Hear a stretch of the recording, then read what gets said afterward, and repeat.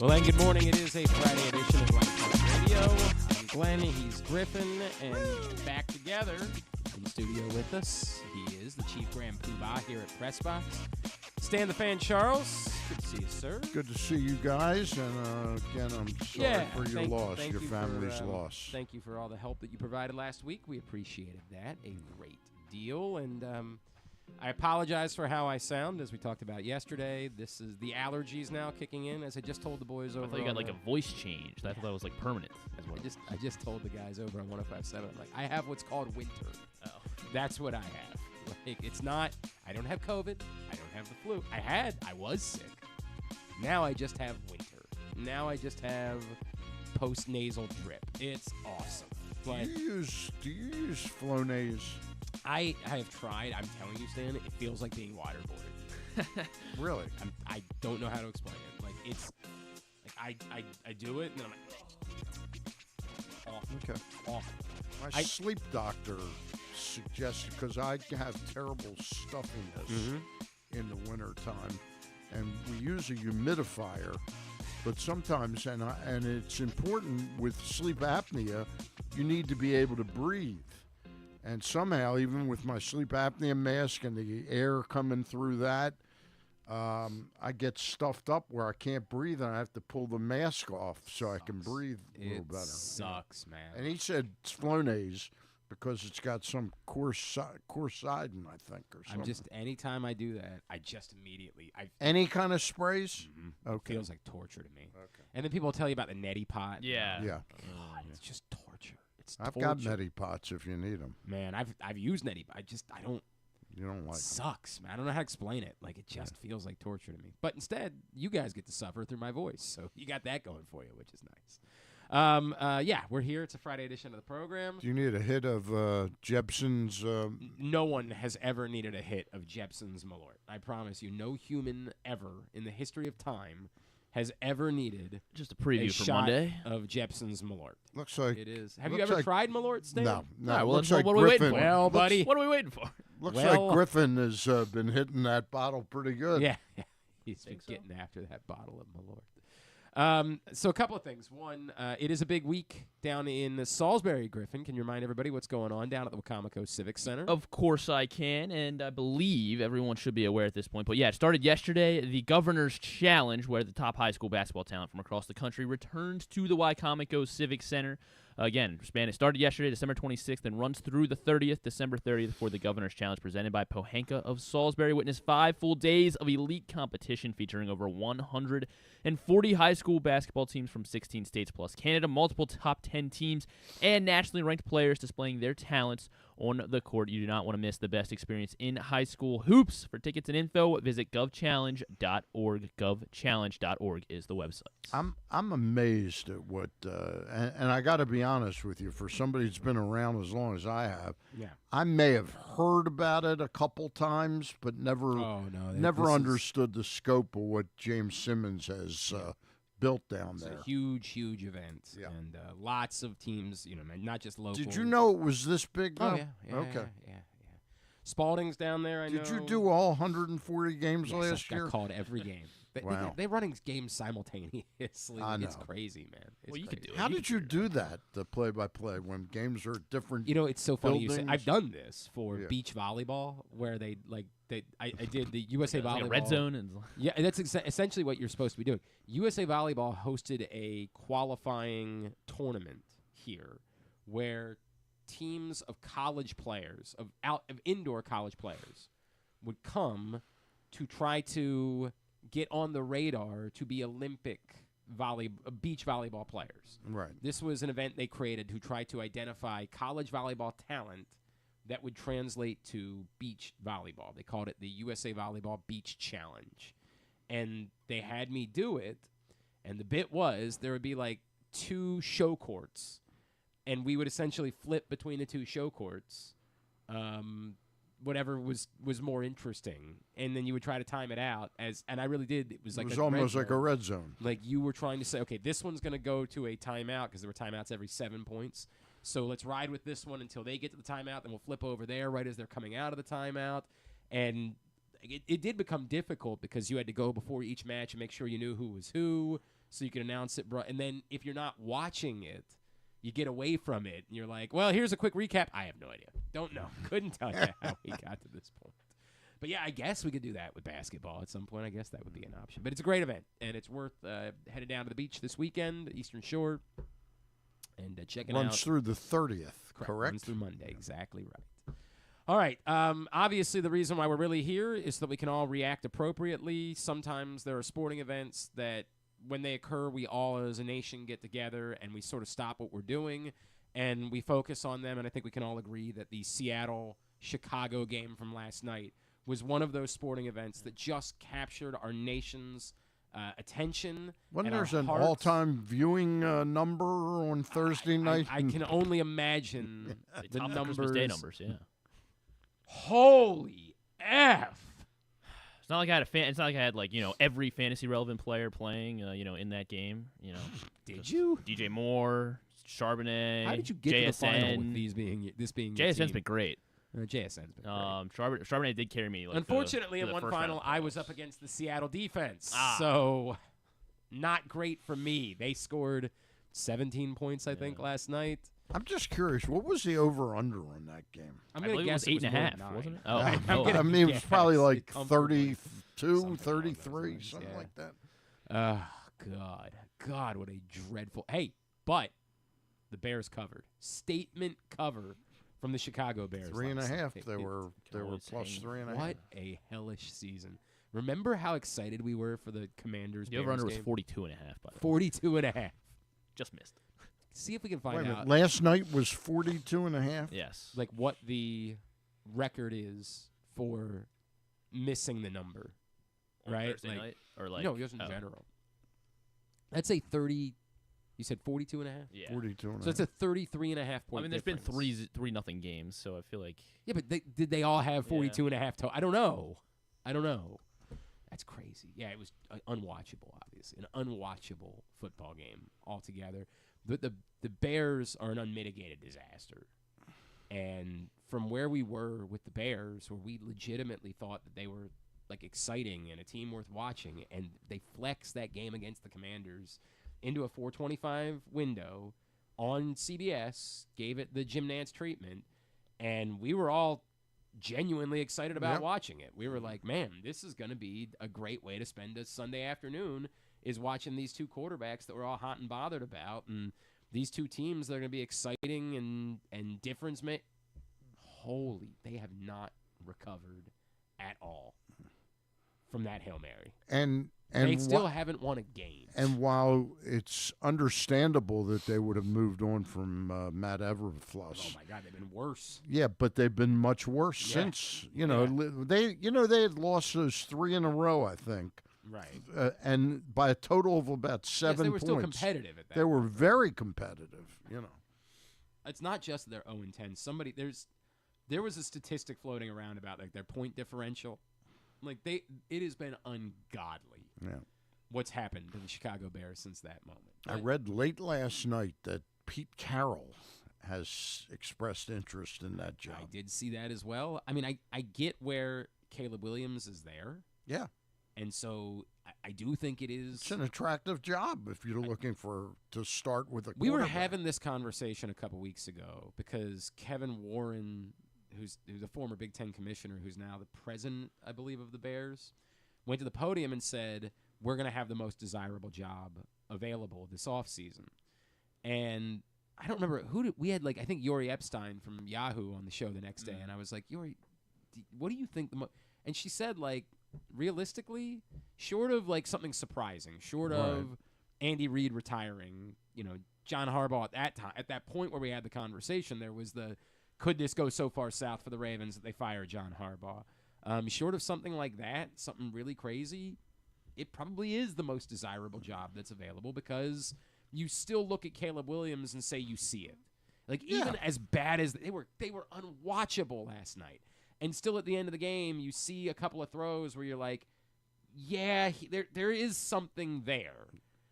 I don't know exactly what's happened this season, but there's something there. And if you can just get him around the right people, you should be able to bring something out of him and remind us all why we were so excited about him to begin the year. But Jesus. It reminds you of sort of the catch-22 when you finish last and get that number 1 pick Mm-hmm.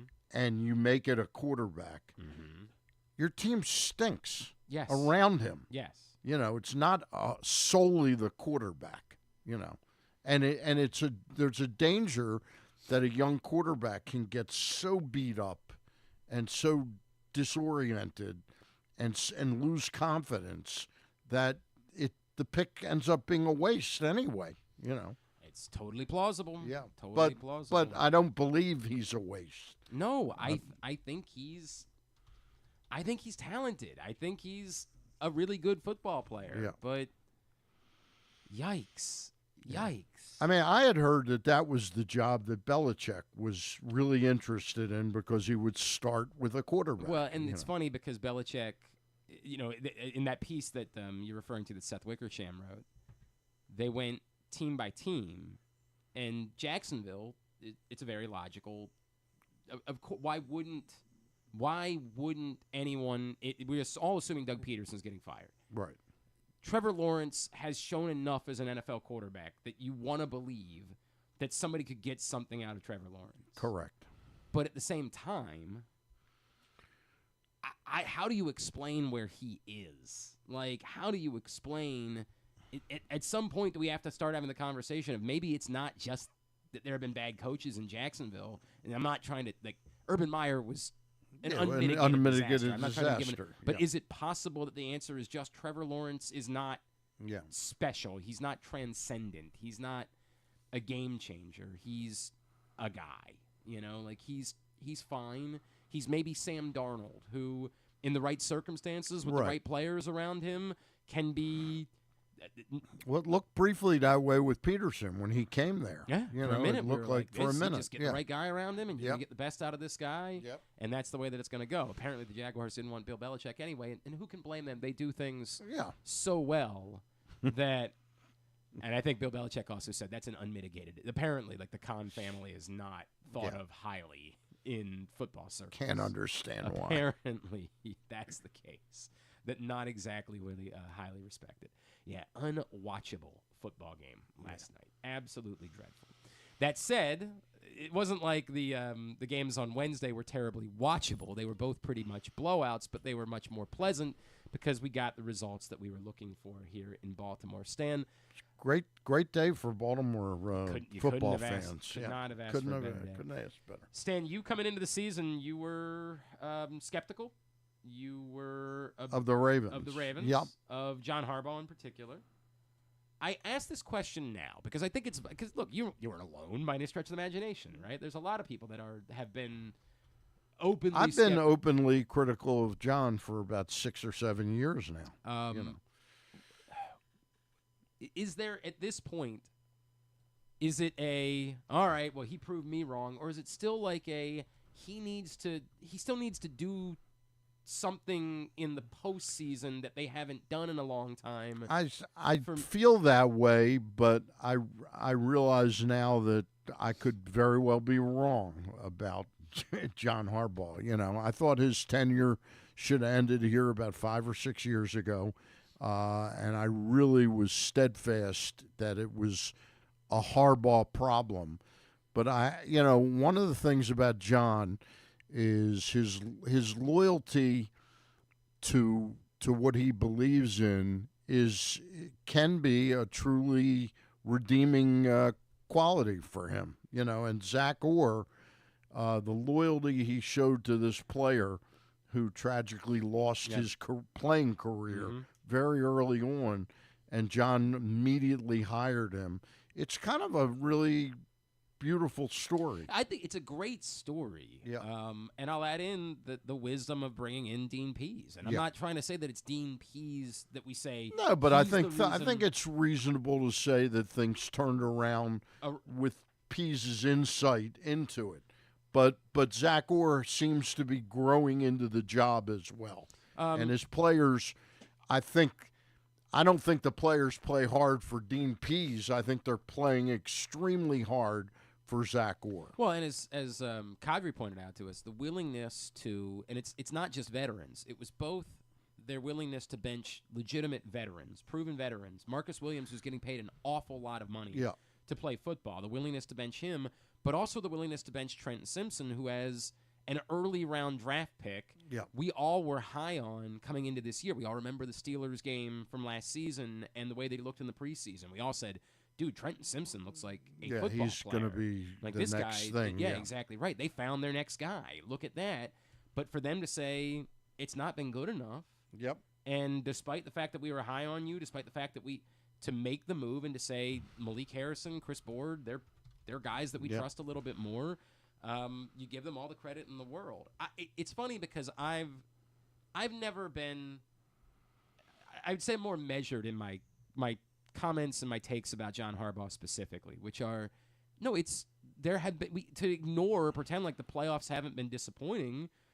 I can't pretend that's not true. Like, it's absolutely part of the story when it comes to John Harbaugh. But a world in which I would prefer to fire a successful head coach and someone who's winning a lot of games and whose team is always in it, I've always thought that was crazy. Like, to just say, hey, maybe you could do better with somebody else. Well, like, maybe, sure. But if this is what you got is pretty good. I'm never the type that just tries to move on from that type of thing. I'm not surprised by them righting the ship because it was more surprising that they were struggling as much as they were. That was the surprising part. The surprising part was that a unit that was largely the same as it was a year ago was so bad to start the season and was the worst pass defense in football. So I can't say I'm stunned that they've righted the ship a little bit because they weren't moribund. They were just performing poorly, and they were able to fix that. But I'm not talking S either. Like, see, told you guys were insane. Like, this doesn't guarantee anything. I don't know now that they're going to go make a run to a Super Bowl. They may or may not make a run. It feels like they really have a chance to, the way they are playing collectively on all parts of the, on special teams. They're playing well. They're playing well on defense, although that 16 out of 17 passing by Russell Wilson down the middle of the field is somewhat still alarming, but I think they can still fix that. And the offense is playing incredibly well right now. I mean, Lamar is playing, and look, we're talking about a two-time MVP already who may very well have gotten right back into the MVP race and maybe leading right now. But he's played at a high level before, but his confidence level seems to really be at an all-time high right now. It seems to be that he, in the combination of them going back to, we brought Derrick Henry here for January. We brought him here to be the difference maker in the playoffs, to be the difference maker when everything is at stake, and he looks like the guy that will be the difference maker. Did you have a problem, though? I guess it's just a knee-jerk reaction. I just always have problems with John's decision-making. What was the score of the game near the end? And he still had Derrick Henry come in for a few plays. Well, he was. I'm trying to. This came. I know Keaton Mitchell was running a lot, and they didn't seem to want to use Ali in that game. Maybe they really wanted to test Keaton Mitchell with a workload, but all of a sudden, Derrick Henry, with like 5 or 6 minutes in the game, was running the ball again. And I'm going, why in the world would you have him running when you're up like by 28 points or something like that? I don't. His last run was with 7:50 remaining in the game. He came back in. The last time ended up getting the ball. The drive started with 10:24 remaining in the fourth. Okay. And they went to Keaton Mitchell on the first 4 plays of that drive. Yeah, I guess the question was Ali. He was banged up, right? He was banged up. Was he not available? Did he leave the game? I think I want to say he might have. Okay. So maybe there was that reason. The answer would be that yes, they didn't have anybody else to turn to. And maybe it was like he could have came back. I don't know. They had run And I Mitchell on forget, 4 straight Justice plays. Hill got hurt the previous game, right? Yes, correct. And He had was it a concussion? Concussion. Is he going to play next week? I mean, they haven't said anything I would think definitively, so. but you would think with 2 weeks that Yeah. probably would be enough time to get him back on the field. Well, and I also think that the way that Keaton Mitchell looked was He looked extraordinarily encouraging. People kept asking me, like, what's the story with Keaton Mitchell? I said they've decided that he doesn't quite have the burst that he had. You know, that they're going to rehab him, get him really strong for next year, but he's still part of their plans. And he looked pretty good. He looked tremendous. Yeah, he looked like pretty it good. looked like someone who was probably benefiting from 4 weeks of not playing. Yeah. Just to keep getting back into game. Like obviously the hindsight thing is why did you bring him back as early as you did? Right. But that's hindsight is what it is. Yeah, right? people didn't at that point. You didn't know Justice Hill was evolving into what he became this He's been year. Spectacular. Griffin, real quick, tell everybody about Live Casino and Hotel. You are getting $7 in free slot play at Live Casino Hotel this season because every time that Baltimore's football team or Washington's football team scores a touchdown during home games, Live Rewards members are getting $7 in free slot play. Have to have your Live Rewards card inserted into the slot machine, any slot machine on the floor, and be actively playing. But once those touchdowns score, home games for Baltimore and Washington this season, you get $7 in free slot play. Adderall Mills must be 21. Please play responsibly. For help, visit mdgamblinghelp.org or call 1-800-GAMBLER. I just want to tell you, last Sunday when the Commanders scored a touchdown, Yes. I texted Griffin and I said, "Now, Right. if I were on a machine right now and had put my card in correctly, Yep, correctly. at Live Casino, I would have just won $7." That's correct. That's exactly right. You would have won $7, 100%. Well, Wow. $7 in free slot. Yeah, Let me free make slot. that $7, abundantly- right, Let's not say the exactly. wrong thing. Yep. $7 in Which free can turn slot into play. way more. Correct. That's a good point. Thank you for correcting me, Okay.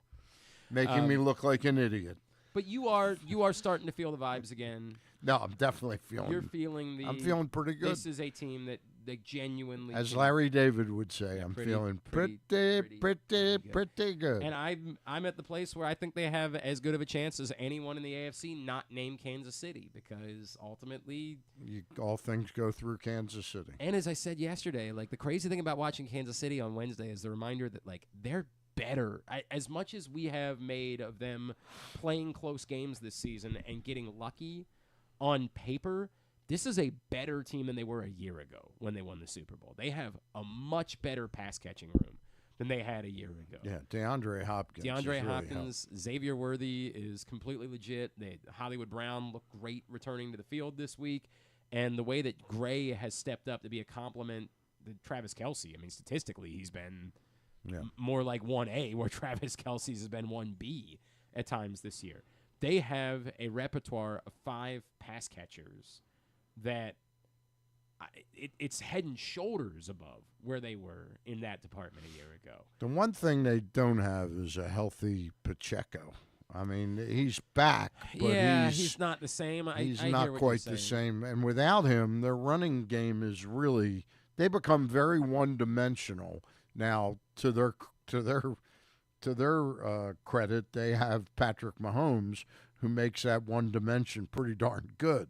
And as you said, that pass catching room is pretty deep now. It's incredibly deep, and they look like they're starting to put things together at the moment, and it's going through Kansas City. And look, the Ravens went to Kansas City earlier this year and played them to within a toenail. So it's not that I don't think the Ravens can go to Kansas City and beat the Chiefs. It's just that the Chiefs will deserve to be favorites in that game, and that's the way it's going to go.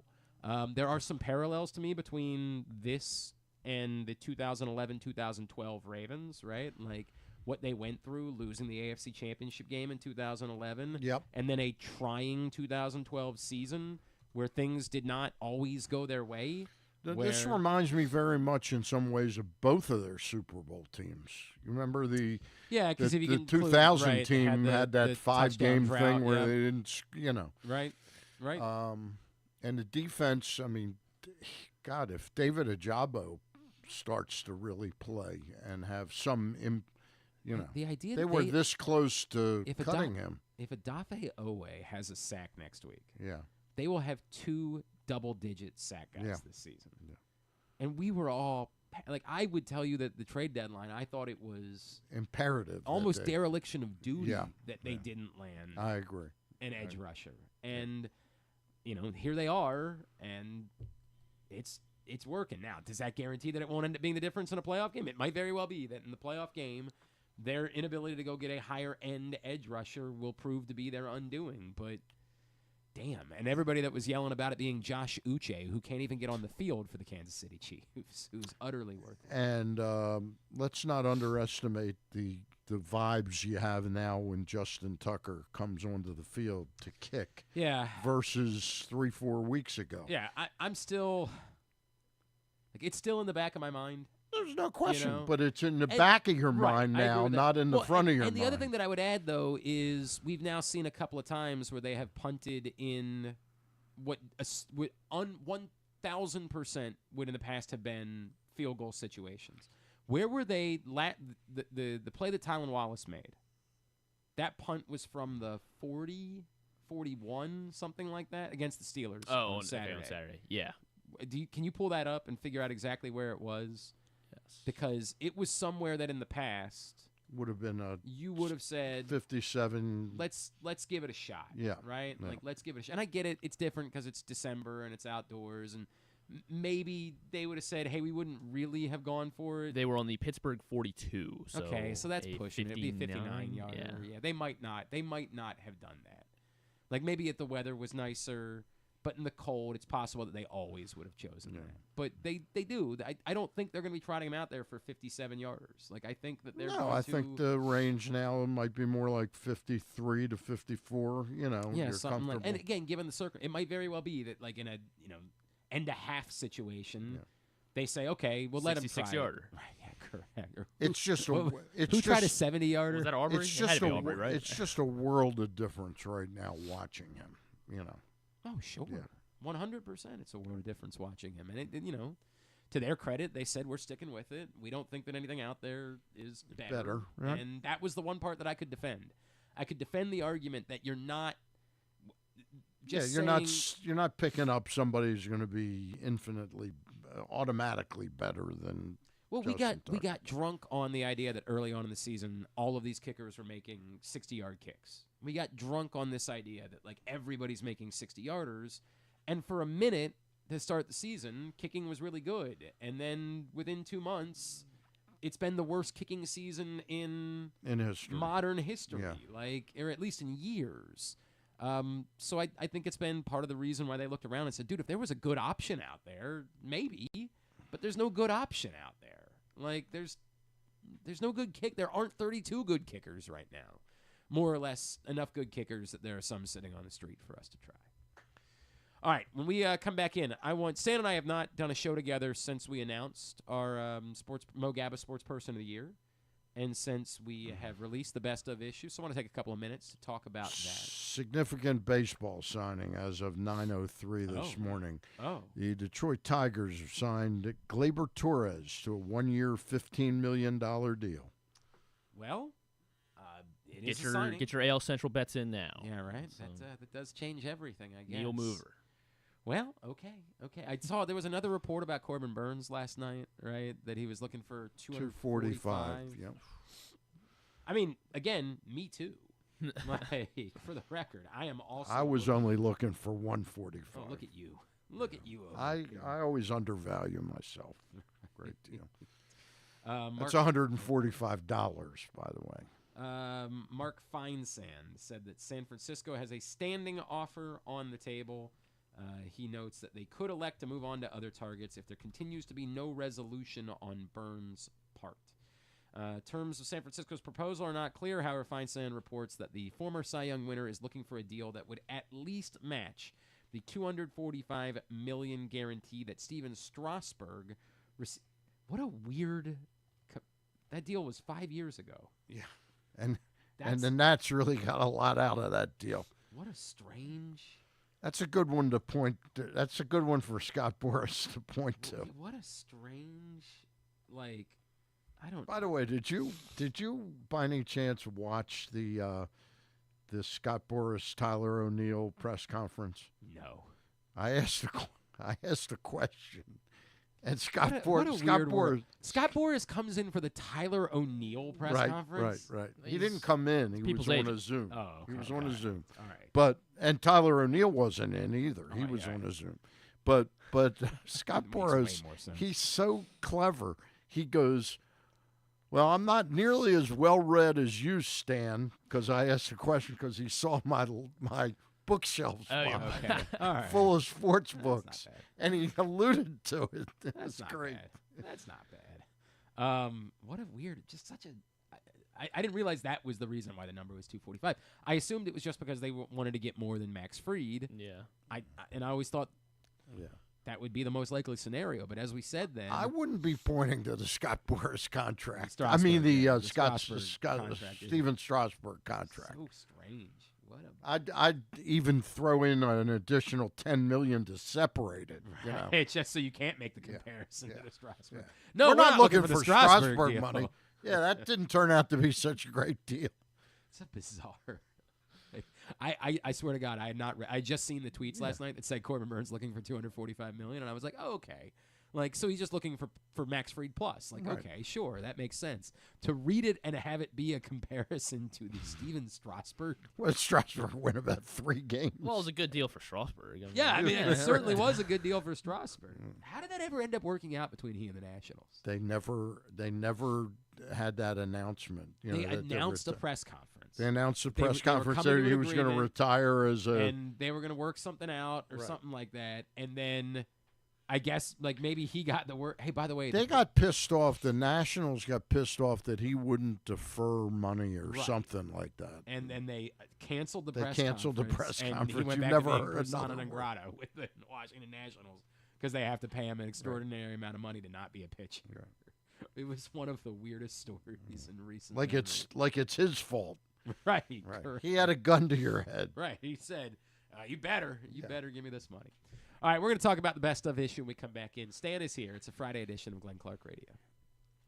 The top high school basketball talent from across the country returns to the Wycomico Civic Center December 26th through 30th for the Governor's Challenge presented by Pohanka of Salisbury. Witness 5 full days of elite competition featuring over 140 high school basketball teams from 16 states plus Canada. Multiple top 10 teams and nationally ranked players will display their talents on the court. Don't miss the best experience in high school hoops. For tickets and info, visit govchallenge.org. Whether your focus is luxury and comfort, convenience and technologically advanced connectivity, or sporty performance and aggressive styling, we've got the perfect Highlander for you. Check out buyatoyota.com for deals on new Highlanders from your local Toyota dealer today. The ultimate fan experience awaits you at Sports and Social Maryland. See how we're raising the sports bar with our massive 100-foot media wall featuring 40 HD TVs and a 47-foot big screen. Bet on your favorite teams and this year's biggest events at the FanDuel Sportsbook while enjoying your favorite beers and cocktails, plus our delicious takes on bar food classics. Visit Sports and Social at Live Casino and Hotel Maryland at Arundel Mills. Must be 21. Gambling problem? Call 1-800-GAMBLER. The drug scene in Maryland is changing. Fentanyl and xylazine are being added to street drugs, and you may not even know it.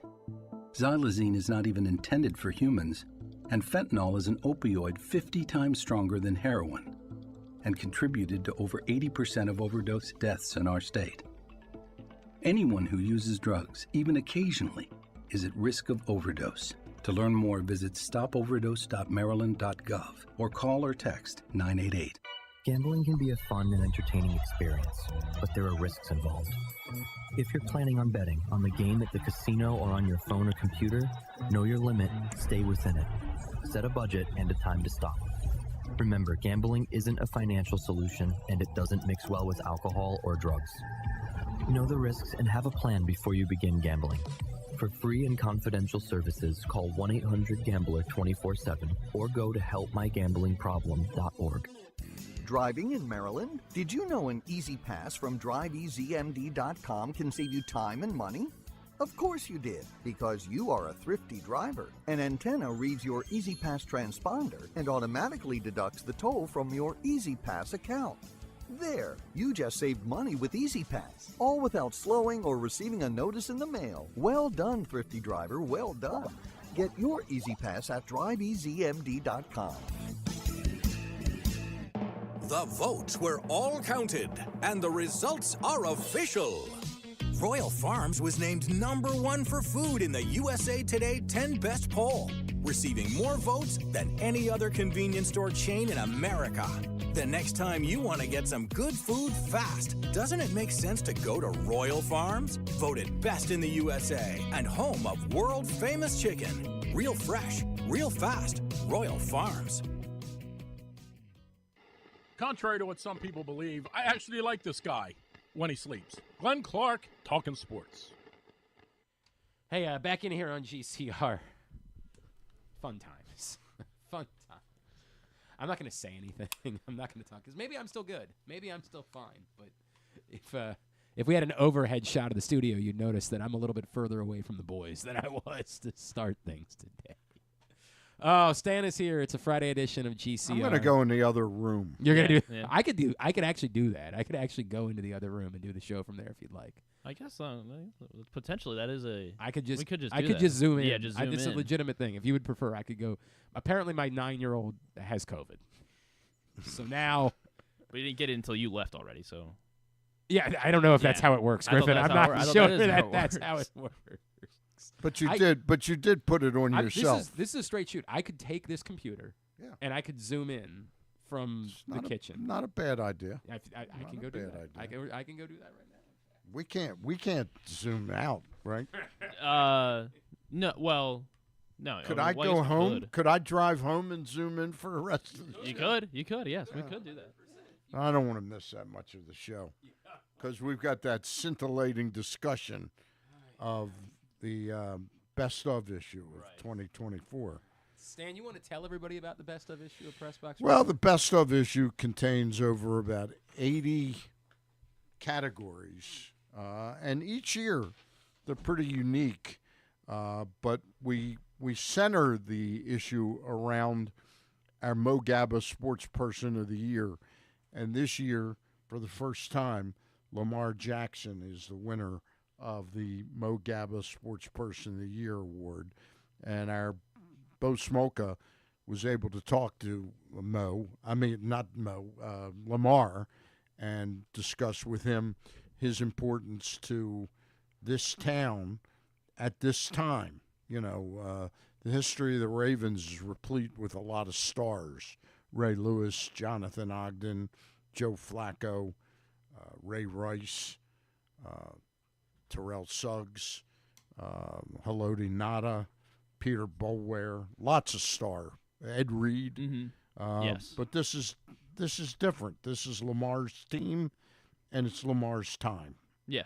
I think you guys did a great job picking it out. I mean, it's obviously, as Glenn has said over the course of the last week. I mean, it's a no-brainer. It's weird that he hasn't been on the cover yet, like as the best as part of the best of. It's funny. He was on the cover with Mo Gabba the year we made Mo Gabba the Sports Person of the Year before we named the award after him after he passed away.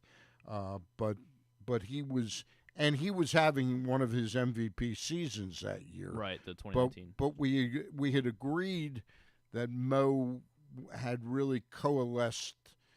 The people in town had coalesced around Mo, and he was such a unique figure in the history of sports in this town that he was deserving of being our Sports Person of the Year for his heroic battle against illness.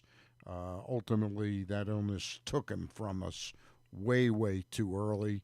But so they shared the cover that year because we had a picture of them together. Okay. But this is his first. You know, you wonder about the award because he could win it every single year. You know. Glenn, I do have you up, by the way. Hello. I'm. This is so great. I get to hear all my favorite sports talk hosts. Yes. I'm right. Yes. I'm right yes. here. What, Drew Forrester's here? Yeah. Drew wouldn't make the list. Come on. Who are you kidding? Jeremy Kahn would. Yeah, I do love Jeremy. This is so weird, man. Like, I have just had the month from hell. Yeah. Like, this has just been like the absolute It's all about you. that doesn't impact God. Griffin and I, you know. Well, it maybe doesn't impact you as directly as it does me. I know. I was, Stan, legitimately on Monday, I was sick, like sick, like Right. puking, like in the bathroom. And I was so afraid to tell Griffin that I really was just like waiting for him to tell me that he was sick. Like, that's really the way that it went. So, like, when we got back together on Thursday and he was like, no, I've been fine. I was like, oh, thank God. Thank God. Well, do you think you had COVID back then? No, I think I had a stomach bug. Like, okay. Like yeah, if he was puking and others. Dude, yeah. I mean, that's what I thought I had. Now, is it possible? I don't know. I stand straight shoot. Yeah. How long are we into this thing now? 4 years, 4.5 years? March of 2020. Yeah. I have never had tested positive for COVID. And I used to get tested twice a week. Wow, that's like, remarkable. For the first year and a half. And then every time that I was, for like the next year or so, every time that I was even like remotely not feeling good, my wife would be like, oh, you got to get tested. You got to go test. Right. She always kept testing the house.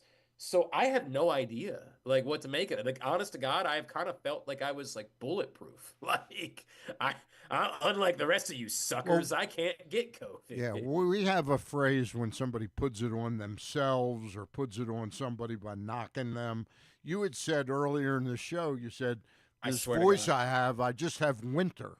That's I don't what I have thought I COVID. Had. Right. You don't have COVID. I hopefully you still don't have COVID. All right. I hope that's the case. But yeah, dude, it's so bad because like we pushed all of our family Christmas get-togethers back because we were all sick earlier in the week. Right. So they were all supposed to happen this weekend, which now we also have to push back. Now we also have to. This might be the year without Christmas. Oh God, man! You'll get through it. You'll get through it some way. So I just talk a little bit about the 2024 issue, Glenn. You work so intimately hard on creating the voice of Press Box in all these categories. But talk about it being the first year that Lamar was the clear-cut winner. What you just said is really interesting to me, Stan, which is like, is there a risk that now it's Lamar every year, right? Yep. Like we get to this time next year and we just say, how could it be anybody other than Lamar? And what I would say is it's important for people to know there was a process. Like this is a big deal to us. And particularly because Mo Gaba's name is on the award, right? It does mean more that it be someone that truly reflects the community and reflects a sense of positivity that we feel, that it's not just someone who did something good on a field or on a court or anything along those lines. So I told the story a couple times. Like at one point during the season, we were talking about Derrick Henry. But then we all said to ourselves, look, Derrick Henry's been here for 3 minutes. Like he's been in this city for a sneeze. And that's not, to me, something that reflects Mo Gaba, Sports Person of the Year, is someone who hasn't had a kind of long relationship with the community. When we gave it to Justin Tucker, yeah, obviously it had a lot to do with the fact that he made a 66-yard field goal. Like that was a big deal. But it was also a celebration of what Justin Tucker has meant to the city and has meant to the fan base and has meant to the community. And that was the reason why we gave it to Justin Tucker. So in part, yes, we're reflecting the fact that somehow, just by an incredible set of circumstances, Lamar had never been our Mo Gaba Sports Person of the Year. As you said, the kind of strange nature of 2019 where we had already committed it to being Mo and we'll never second guess or regret that. That's the best decision I think we've made at Press Box. But then last year, the Orioles won 103 games. Like they had a historic season, and we felt like it was important to reflect that. And this year, it just sort of came to, we discussed all the other options. We had talked a lot about David Rubenstein at one point during the season, but we had talked about the new Navy coach, Brian Newberry, right? Yep. With them being in the mix. And if they had beaten Notre Dame and if they had made a run to the college football playoff, that probably would have been something that we went with. Yep. But ultimately, there really was one choice. Yeah. And could it be that next year we're in the same spot? Absolutely. Absolutely. We could find ourselves next year with Lamar Jackson just continuing to be one of the greatest quarterbacks of all time. I don't know if Press Box Boston existed for the better part of how many times would Tom Brady have won the award? I don't know. Probably a lot, if I had to guess. But we'll deal with that when we deal with that. Right now, this year, it was pretty obvious. Lamar Jackson was the sports person of the year, and we are in a place where our identity civically is being kind of monopolized by Lamar Jackson. And it's a hell of a lot better than a lot of the identities that we've had in Baltimore over the years. Who would you most like the 2025 winner to be, Glenn? I would love for Gunnar Henderson to have a flat-out MVP caliber season next year with the Orioles making a deep run, and for us to say, well, there's no other choice that it could be besides Gunnar Henderson. And look, there was a point this year where we thought that he might be trending towards having that kind of season. No question about it. You know who my choice would be right now? Would be either Grayson Rodriguez or Corbin Burns. Well, yeah, I would be a big fan of. It would mean that Corbin Burns is still a Baltimore Oriole. That's right. I'll give you the wild card, right? The wild card would be Kevin Willard, right? The wild card would be, or Kevin Willard and Derek Queen, like a combination of the two of them. That there is every reason to believe that this Maryland basketball team is going to be very good. Yes. And if very good turns into like a run to the Final Four, then that's historic. And that's something that we then would really have to think about, even if Lamar Jackson's having another incredibly special season next year, that, if somehow Maryland basketball was back in the Final Four for the first time in over 20 years, it's going to be really hard for me to think that wouldn't be. And that's lofty. Like, I don't think it's reasonable to believe that they're going to get in the Final Four, but they look I really think good. They've got a real chance to get in the Sweet 16 this year. I really do. And then anything's possible. At that point It's matchups. It's who gets knocked out before then that ends up making things happen for you. I'm with you. Like, I buy into it. You know what's funny about this process, and I think the Academy Awards for years were criticized for that too, is that movies that get released later in the year may get more front of brain attention when the awards are due to be voted on, than something that came out. So like Maryland, if they made it to the Sweet 16, they'd be like the leader April 1st. But there's a lot of time for a lot of other things to surpass that during the course of the rest of the year. 100%. 100%. Look, I hope that we have a more difficult decision to make this time next year. I hope that's where we are. Yeah, I hope so too. I really hope that we get to that point and we're panicked about the decision that we have to make. Unlike this year where we got to the point and we were like, this is the decision. Hey, here's one. John Harbaugh wins the Super Bowl. The Ravens win the Super Bowl. Is John Harbaugh or Eric DeCosta or the combination of them? John's never been our Mo Gabba Sports Person of the Year. Nor has Eric DeCosta or Steve Bisciotti. Yeah, it's a great point. Yeah. Griffin, was somebody on the hotline? There's somebody on the hotline. So Kyle Ottenheimer texted me and said, I want to call in. Kyle Ottenheimer? As I live and breathe. Are you kidding me? I was just thinking of him before. I think I have the wrong number, actually. Before the show. The wrong number. What's going on, Kyle Ottenheimer? Well, I guess I'll start by saying that I forgive you guys for once again overlooking me for the Baltimore Sports Person of the Year. But, yeah. Actually, what's really funny is Griffin almost got it this year. Yeah. Griffin was so close to get it. He was very close. That's funny. Yeah. It would have been funny for everyone but me, considering how hard I worked all those years to try to cement myself in the history books. But no, it's all right. What are you doing? Kyle called my cell phone. This is a straight shoot. I looked down. And Kyle called my cell phone. I said, does Kyle forget that we do a show? Like, is that how far removed that Kyle is from this? That he forgets that I do this every day? How many years have you been gone now, pal? It's, what, now 5? Unbelievable. No, 4. It was 2020 that... Oh, yeah, you were still with us during the pandemic. You were still with us. Yeah. When it was just you and I. You and I every day together. Or was it... It was 2021 that it was 2020. I don't even remember it, honestly. Yeah. I think it was 2021. I think you're right. I think you're right. Yeah. So not 5 years. Feels like 5 years. It does. So what's going on with you? I thought it was Saturday. That's why I called you. So that's good. Of course. I'm off all week. That's why I feel like it's Saturday. I feel like I'm nearing the point now where I have. Well, if I now know you, nearing you the haven't end. done any drinking. You've been No, probably going no. to Bible study most nights, if I had to guess. While you've been Well, off they this wouldn't week. let me in. They wouldn't let me in today. God. So what's up? What are you doing?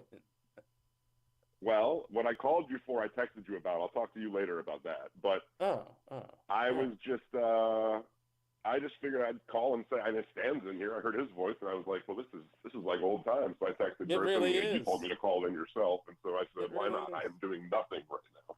I Are might as you well give him a call. are you excited? Do you believe that the Ravens are legitimate Super Bowl contenders again? I mean, I feel better about offensively than I have in my life as a Ravens fan, probably, which normally means we're going to lose in the first round of the playoffs. I don't feel great defensively, but I feel better now than I did 3 weeks ago. I was going to say, wait, have you been paying attention recently?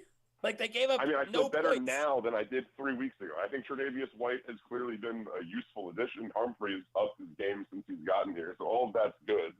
But like, do I think we're now going to stop Mahomes? No, not necessarily. I think it's still going to be the same story where we have to outscore whoever it is we're going to play. All right. So who do you think should have been Mo Gabba Sports Person of the Year besides you? I mean, yeah, okay. Yeah, besides you. Yeah. Well, I mean, Lamar's a polarizing choice. Yeah, really controversial. Really. Yeah, I don't know. You're going to have a we hard really time had to selling that one. Stick our neck out there on Lamar Jackson. So I can commend you guys for like taking a risk, you know? Yeah, right. Doing something different. Yeah. The risk was all the other years picking other people than Lamar. Right. And I think we were reluctant to pick him in some ways because of the fact we kept saying, well, he could win it every year. It was obvious. You were giving him the Lamar Jackson MVP treatment before he won his first MVP. It's so true, right? It's like true. The thing that people that have now, that like, we got voter fatigue with Lamar Jackson. We had voter fatigue before we had ever given it to him. We were like, oh God, yeah. Lamar again? Lamar. I mean, like there's really not like who else would it be, right? Like there's not a better answer. Yeah. Yep, that's like where we were. There's been any one, like there's no baseball thing, unfortunately. I wish there had been a baseball thing worthy enough, but we know what happened there. If Corbin Burns was like, I love Baltimore, I want to finish my career in Baltimore, sign me to a long-term contract, and that happened, like I can see the argument there. That'd be neat. Strasburg deal. He's going to get that Strasburg deal, and it's going to be good for everybody.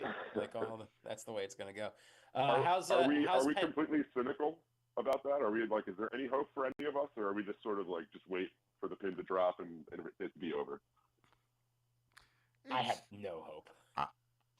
I would say there's like maybe a 10% chance that somehow at the very end, Scott Boras pulls something out of his hat, like a 3-year, $120 million contract or something like that, with an opt-out after 1 year where he makes more money than any pitcher's made in 1 year or something like that, you know. Sure. I mean, I wish it weren't the case that I was still in the position of I have to see it to believe it for a lot of stuff. Yep. But, you know, I am. Yep. Until there's a 3 in front of a contract or a 2 in front of a contract, it's a 3-digit number, I probably will still be kind of hesitant to fully believe. And it sucks because now the window is closed on extending Gunner. I mean, $700 million extension? I don't think so. Westberg is probably in the $300 million range right now, if I had to guess, just based on where contracts are. It's not ideal. Not ideal. There we are. How's paying $10 million for quarterbacks going? Wait, what is that a reference to? Michigan. Oh, yeah, that's pretty good. I mean, I personally prefer it over not having a good quarterback. You know what? There's something to be said for that. There's something to be said for that. Thank you. It's a new We're just world. glad I it mean, wasn't. We're just glad it wasn't the one that ended up at Maryland, because there was a minute where it looked like it might be. There was a minute where apparently it was going to be $7 million for him, and that somehow apparently wasn't enough, which is crazy. All right, buddy. I love you. It's good to hear from you. I'll call you after the show. All right. I got stuff going on. Appreciate I'll give you a call. Oh, is Noah Eagle too important for me? Well, I don't know if you've heard. He's very important. Love you, pal. I love you. All right. Love you guys. Happy. Good to hear you. Good to hear your voice, Kyle. I was thinking about you at about 9 o'clock this morning. Like he does every morning. I love that. Yep. I don't think about you every morning at 9 o'clock. No, wait a second. Finish that story. Why were you thinking about him at 9 o'clock this morning? I was It's just normally a 9 p.m. thing. No, I was just no. It's not usually an anytime thing. But this morning I was wondering what you were doing. That's all. And it's good to I hear was mistaking Friday for Saturday. It's good. It's good to hear your voice. There he is. All right, Always, love you, pal. Dan, always. We'll talk Likewise. soon. Love you guys. All right. Talk to you soon. Bye. All right, Griffin, tell me a read that we should do here, because I'm now in isolation. Let's. How about County Sports Zone? What's going on at County Sports Zone? Of course, with the Governor's Challenge going on right now, all of the coverage can be found at County Sports Zone, and everything you need to know in high school sports in the state of Maryland, they've got you covered. CountySports.zone. It's proudly sponsored by your local Toyota dealer and buyatoyota.com. When we do come back in, as Kyle just mentioned, Noah Eagle, he was on the call for the Ravens' win over the Texans for Netflix on Wednesday. He joins us next. It's GCR. The ultimate fan experience awaits you at Sports and Social Maryland. See how we're raising the sports bar with our massive 100-foot media wall featuring 40 HD TVs and a 47-foot big screen. Bet on your favorite teams and this year's biggest events at the FanDuel Sportsbook while enjoying your favorite beers and cocktails, plus our delicious takes on bar food classics. Visit Sports and Social at Live Casino and Hotel Maryland at Arundel Mills. Must be 21. Gambling problem? Call 1-800-GAMBLER. Driving in Maryland? Did you know an Easy Pass from DriveEasyMD.com can save you time and money? Of course you did, because you are a thrifty driver. An antenna reads your Easy Pass transponder and automatically deducts the toll from your Easy Pass account. Learn more at DriveEasyMD.com.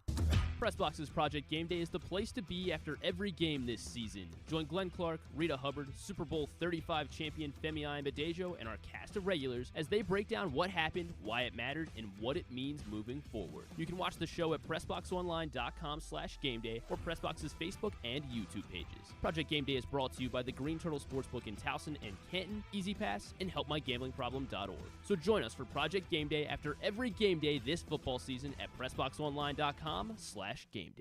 Treat yourself and taste the Baltimore tradition that is the legendary Costas Inn. Hey, it's Stan the Fan Charles. For over 50 years, the Costas Inn has been a Baltimore original, dishing out their amazingly scrumptious, fat, award-winning crab cakes and steamed crabs. Every season is crab season at Costas, so make your plans now by calling 410-477-1975 and reserve your taste of heaven. Sit back, crack some crabs, and watch the Ravens chase down another title on Costas' 15 TVs. On Monday nights, Costas offers their half-pound jumbo lump crab cake with 2 sides for under $30, and there are nightly specials Monday through Friday. So head on down to the Costas Inn at 4100 North Point Boulevard or visit them at CostasInn.com.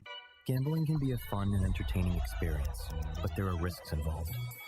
If you're planning on betting on the game at the casino or on your phone or computer, know your limit, stay within it. Set a budget and a time to stop. Remember, gambling isn't a financial solution, and it doesn't mix well with alcohol or drugs.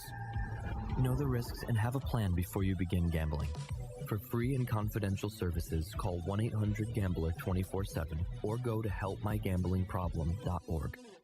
The top high school basketball talent from across the country returns to the Wycomico Civic Center December 26th through 30th for the Governor's Challenge presented by Pohanka of Salisbury. Witness 5 full days of elite competition featuring over 140 high school basketball teams from 16 states plus Canada. Multiple top 10 teams and nationally ranked players will display their talents on the court. Don't miss the best experience in high school hoops. For tickets and info, visit govchallenge.org. Coming back in here with Glenn and the other guy, Garrett, whatever his name is. You know who they are. All right, back in here on GCR as we continue along on a Friday edition of the program. Stan the Fan Charles, Chief Grand Poobah here at Pressbox, is in studio with, well, he's in studio. I'm not, actually. We're not in studio with us because I'm not. I'm in the lovely, yeah, I can show off the Pressbox kitchen for everybody if you'd like. You are persona non grata right now. Oh God, man. I feel so isolated and alone here by myself in the Pressbox kitchen. It is a beautiful kitchen though, for what it's It is worth. a gorgeous kitchen. Gorgeous kitchen here at the Palatius Pressbox. When's the last time a meal has been cooked in that kitchen? Never. Not, I believe not, is the not, answer not to that prepared, question. cooked. Yeah, I don't think that's ever occurred. Yeah. I don't think that's happened once. All right, joining us now here on GCR. He was on the call for the Ravens' win over the Texans on Wednesday. He is Noah Eagle, and he's with us here on the program. Noah, it's Glenn and Stan Charles here in Baltimore. Appreciate you taking the time for us this morning, and a very happy holiday to you. You got it, guys. Same to you. Noah, I assume that in the last 48 hours, everyone has asked you to do the impression now of you and your father getting into an argument. I'm not going to ask you to rehash it because I know you've done it a million times. I just want you to know it's given me a great deal of holiday joy. Thank you for pulling that out at a time of the year where we can all use a little bit of an uplift. Yeah, no, I'm just glad that, some of that PTSD could really provide some kind of joy to anybody. So that's big time for the brand. That's so great, man. Noah, the important question, who do you think dressed better on Christmas, you or your dad? I think neither of us even reached the zip code of Nate Burleson. I think that's probably the biggest. God, yeah, right. He put all, I mean, the coordination from glasses to jacket to shirt, it was thoroughly impressive. But, I thought the two of us went green tie. We brought some holiday festivity, some spirit to it. I was just glad because even J.J. Watt had a little something extra. Me and Craig, we both kind of looked at each other like, yeah, I think we've got normal suits. We're going to stick with that. The other thing that jumped out at me is as I was watching the first game, they cut to you guys getting ready for the second game. And your dad and the crew from the first game alleged that you guys were hamming it up for the camera, that you weren't actually preparing for the game. You just were told that you're about to be on camera, and so you're making it up. True or false, you guys were not actually doing prep in that moment. You were just hamming it up for the camera. Well, I guess my question would be, what did it look like? It looked good to me. It looked very natural. It looked that I would buy that you were actually preparing in that moment. So here's what happened. They said, hey, we're putting you guys on camera, prepare, and we were already preparing. So it was like, just keep doing what you're doing. So essentially at first I was like, let's make this look really fake.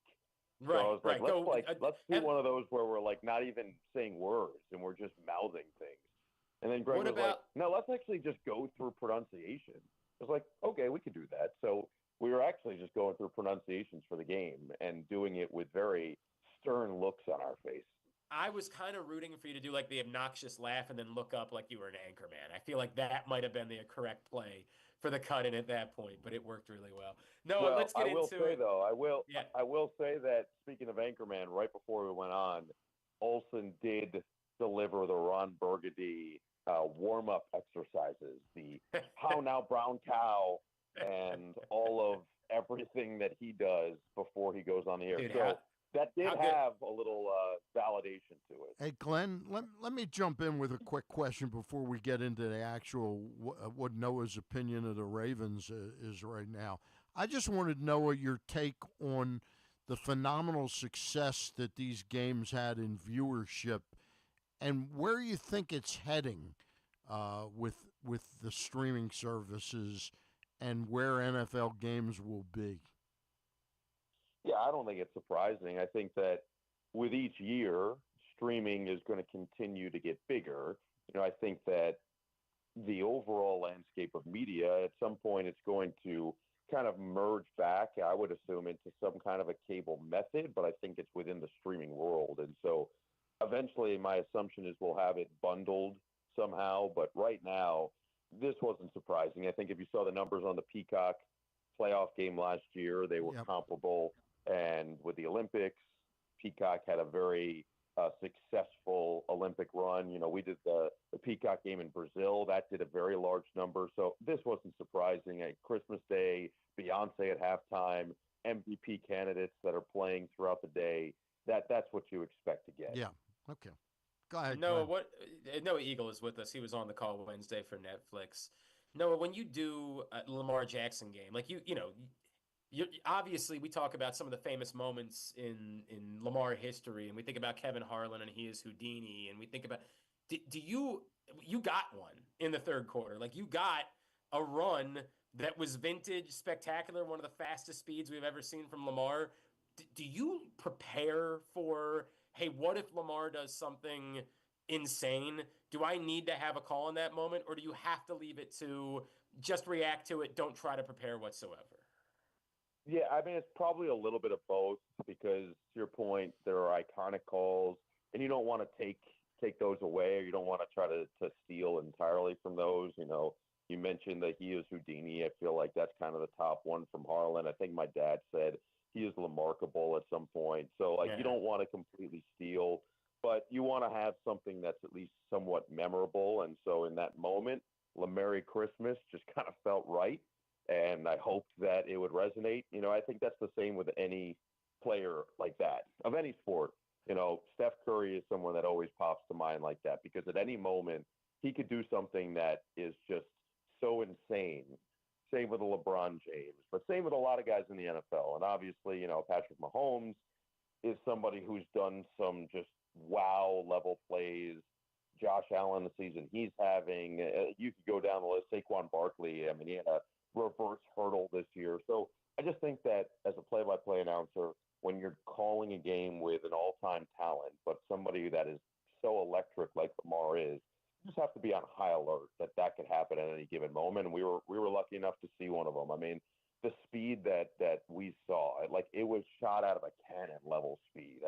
When he hit the gas, he was just moving at a different level than everybody else on the field. It was really, really awesome to see it kind of live up close. The Ravens about 6 weeks ago were in kind of trouble, right? And not even 6 weeks ago, 4 weeks ago. The defense was mid at best. It was bad, frankly. And there were some real doubts about this team's ability to be a Super Bowl contender. What do you make of how this has gone for them on the other side of the bye and now getting these back-to-back wins in these 3 games in 11 days and how they've been able to right the ship on the other side of getting that late bye? Yeah, I think that, first of all, the offense was obviously explosive pretty much all season. And maybe there were a couple weeks here and there that wasn't the case. But for the most part, we've seen just how capable the offense is and the strides Lamar has taken in his overall game this season. Obviously, Derrick Henry being a part of that equation has been helpful. But on top of that, the defense, in terms of what they've done, the biggest thing that stands out, I think we all knew that Kyle Hamilton was an outstanding player. I don't think we knew he was this impactful, you know, this level of, hey, you take him, move him to a different spot, and he changes the entire equation.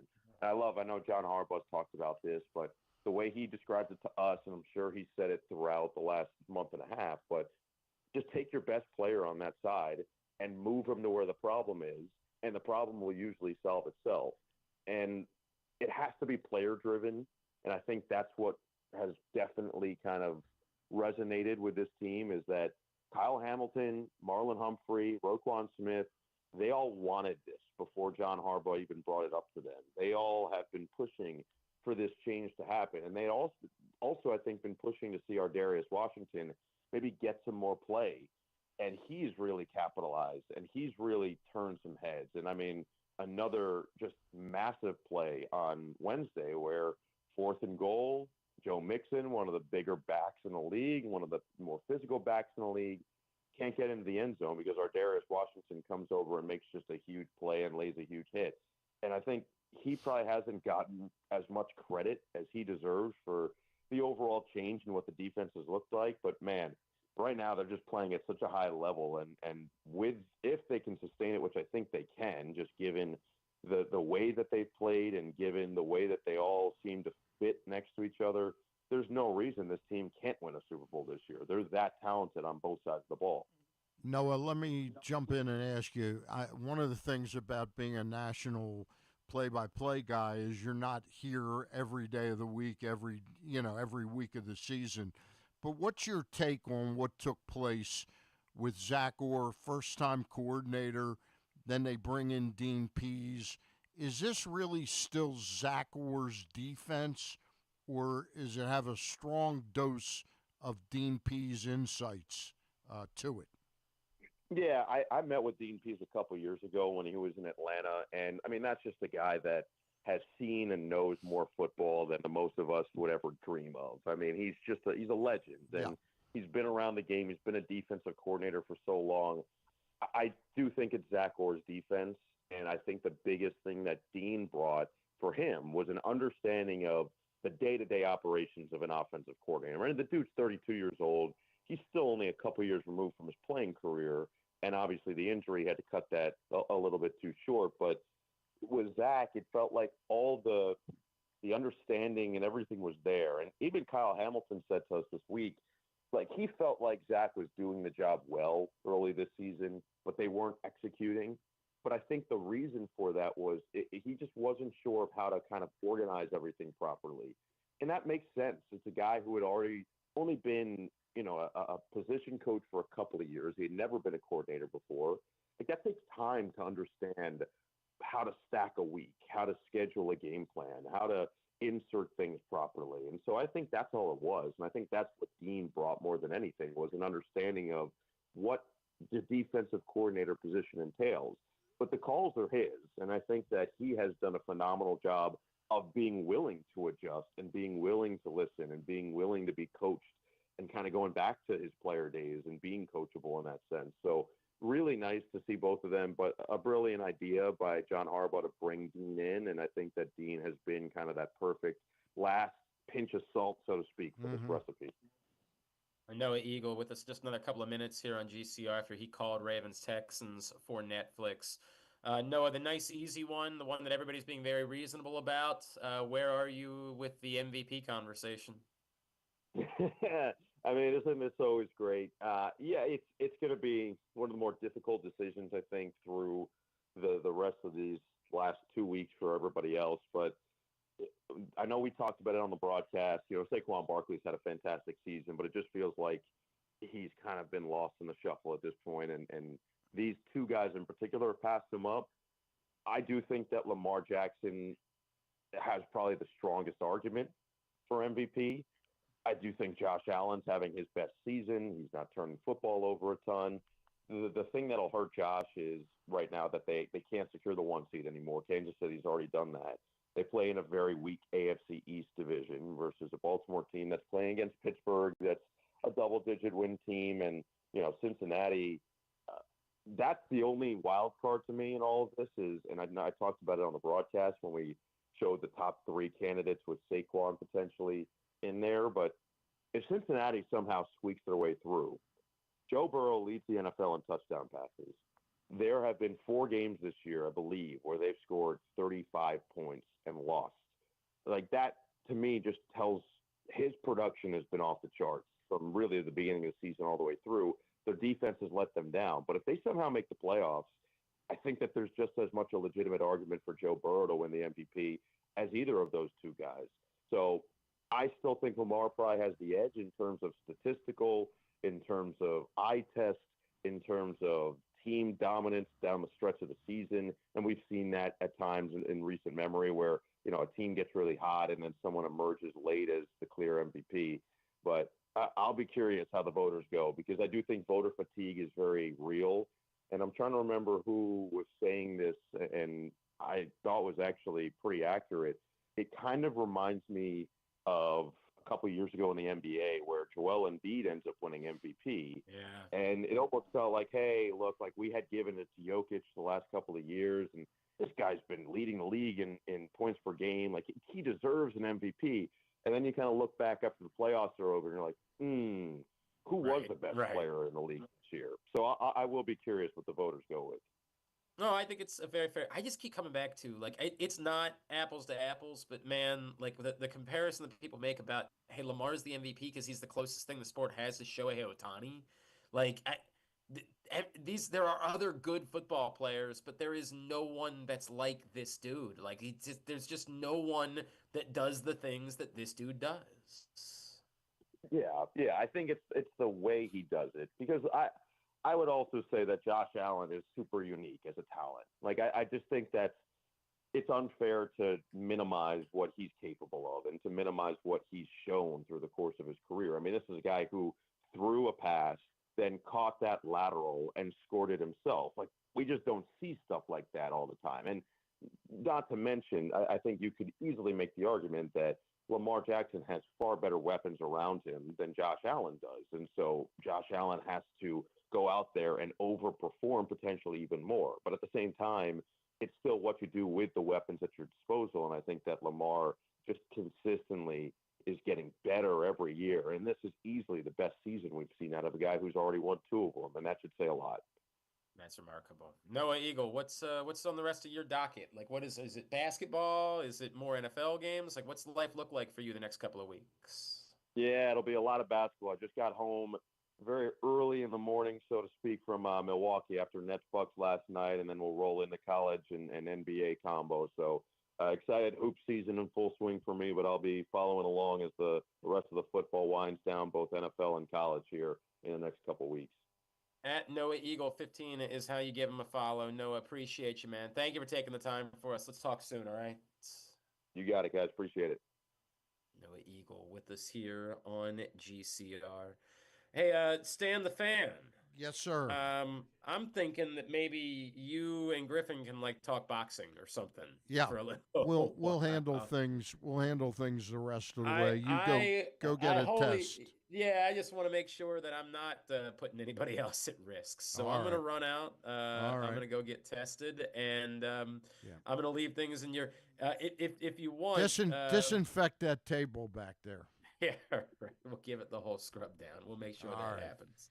So I'll let you guys wrap things up in the ever capable hands of Stan the Fan. All right, buddy. Thank you. Love you guys. All right. We will take a timeout. Do you have the reads handy? I will if I don't have them actively on me. There's about only one more that we have left, and which one is that? Is it the best stuff? Well, I wanted to shout out the Project Game Day, but I don't have the exact Game Day read. But I could. Project Game Day won't be until a week from Sunday. And actually, we're not going to know because they haven't officially announced the time Saturday. Of the game. Yeah, the Saturday or Sunday schedule. It feels like Glenn and I were talking about it yesterday. It feels like it's going to be a Sunday game. But again, I mean, we don't know how they're gonna schedule these things, and I don't think we will know until they start wrapping some of the Sunday games this week. Baseball. They don't have those same problems with you think baseball's better? Being able to move games from Saturday to Sunday. Yeah. Yeah, you're right. But whenever they do announce that, it's gonna be that show will be live with, of course, Glenn and Rita and I believe KZ will be back.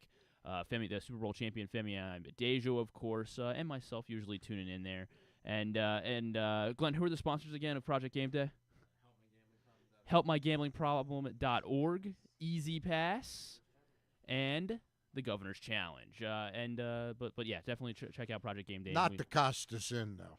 Not right now. No, not right now. No, not right now. Not right now. All right, when we come back, Stan and I will wrap things up. We'll do a quick tidbit. We'll do a tubular, and I believe we were going to do chat about a couple things. When we get back. Of All right. Treat yourself and taste the Baltimore tradition that is the legendary Costas Inn. Hey, it's Stan the Fan Charles. For over 50 years, the Costas Inn has been a Baltimore original, dishing out their amazingly scrumptious, fat, award-winning crab cakes and steamed crabs. Every season is crab season at Costas, so make your plans now by calling 410-477-1975 and reserve your taste of heaven. Sit back, crack some crabs, and watch the Ravens chase down another title on Costas' 15 TVs. On Monday nights, Costas offers their half-pound jumbo lump crab cake with 2 sides for under $30, and there are nightly specials Monday through Friday. So head on down to the Costas Inn at 4100 North Point Boulevard or visit them at CostasInn.com. Make the most out of every day in your Toyota RAV4. Available in hybrid or gas-only models. A RAV4 can get you where you want to go in style. Check out buyatoyota.com for deals on new RAV4s from your local Toyota dealer today. The drug scene in Maryland is changing. Fentanyl and xylazine are being added to street drugs, and you may not even know it. Xylazine is not even intended for humans, and fentanyl is an opioid 50 times stronger than heroin and contributed to over 80% of overdose deaths in our state. Anyone who uses drugs, even occasionally, is at risk of overdose. To learn more, visit stopoverdose.maryland.gov or call or text 988. The votes were all counted, and the results are official. Royal Farms was named #1 for food in the USA Today 10 Best poll, receiving more votes than any other convenience store chain in America. The next time you want to get some good food fast, doesn't it make sense to go to Royal Farms? Voted best in the USA and home of world-famous chicken. Real fresh, real fast, Royal Farms. The latest edition of Press Box is available now, and it's our very special Best of 2024 issue. On the cover, we celebrate our Mo Gabba Sports Person of the Year, Lamar Jackson, as Bo Smolka profiles what the quarterback means to the community beyond the football field. Also inside, we celebrate the top people, performances, and moments of the year in local sports. Press Box is available for free at over 500 area locations, including 60 Royal Farm stores, and you can always read the entire issue and find the best daily coverage of the Orioles, Ravens, and Terps at PressBoxOnline.com. Need a trophy or award that's as unique as the achievement? Look no further than Crown Trophy. With locations in Owings Mills and Gaithersburg, they specialize in custom trophies, plaques, and medals for any occasion. From sports and academic awards to employee recognition and corporate gifts, visit crowntrophy.com today and let them help you create a lasting memory for your school, team, or business. Crown Trophy is a proud supporter of the Maryland Public Secondary Schools Athletic Association. crowntrophy.com. One of the things that's definitely wrong with this country is that this dude still has a job somehow, some way. Glenn Clark. Glenn Clark,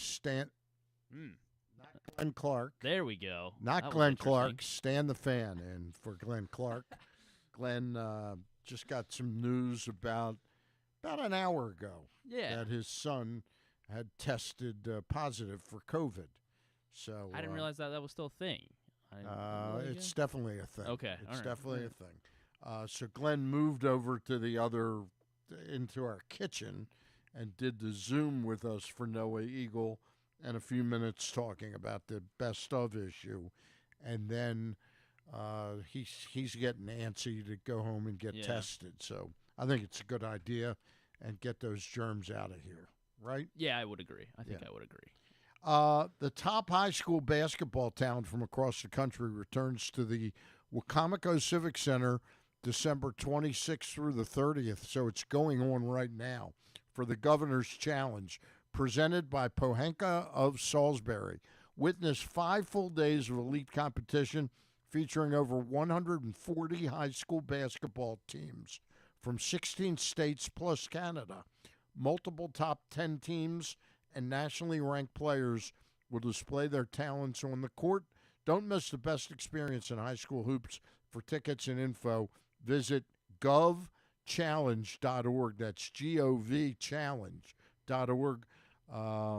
Maryland Sports, Pohanka, Salisbury, Wacomico Rec and Parks are the sponsors of that event. And Griffin, before we get out of here, and we're not leaving momentarily, but in a few minutes, tell us what's going on down at Live Casino. I would love to, Stan, and I know that you're familiar, but in case anyone else is not, you should know that every time Baltimore's football team or Washington's football team scores touchdowns this season during home games, Live Rewards members are getting $7 in free slot play. You have to have your Live Rewards card inserted correctly into the slot machine and be actively playing in order to get your prize. and is valid for slot play only. But again, once those touchdowns score, $7 free slot play every touchdown by Baltimore or Washington during home games. And add Ronald Mills must be 21. Please play responsibly. For help, visit mdgamblinghelp.org or call 1-800-GAMBLER. All right. What do we got on tab to finish out the show? We were gonna get to a tidbit and a tubular. I was trying to think. There was something else. We talked about. Did you want to dive into Gleyber Torres any deeper, Stan, or no? Well, let me see if anything else is. It's apparently a 1-year deal for $15 million. The Detroit Tigers have signed Gleyber Torres. I wonder if this rules them out of the Alec Bregman. Oh yeah, that is interesting. Yeah, because because Colt Keith. Is Colt Keith going to be second base or? Geez, it whiz. Yeah, Colt Keith might move to Gleyber Torres could move to third base. Okay.